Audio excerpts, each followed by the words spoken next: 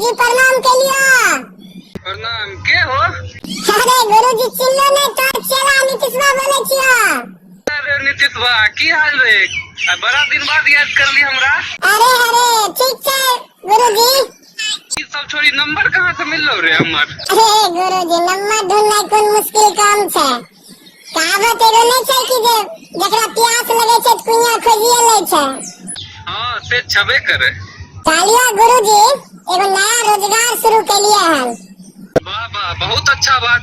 हाँ तो बचपन में हमरा कहलो न याचा कि जे कोनो काम शुरू करिए तो उद्घाटन हमरा जरूर करबैये।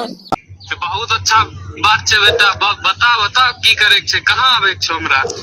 अरे गुरुजी पहले जगह हमरा पुरनका खंडर में ट्यूशन पढ़वा नहीं आवे रहो। हाँ ओजन रे खंडर में। हाँ सुनो न ओइ जे तोरा 4 लाख रुपया लेके बैठ छे। बुझलिए न? 4 लाख? हाँ आइए से अपहरण के धंधा शुरू कर देलियो वाला तोरा छोटका बेटा हमरा कब्जा में छे। रे पर गाड़ी ये तोरा पढ़े लियो रे। अरे टाइम से 5 लाख रुपया लेके चला।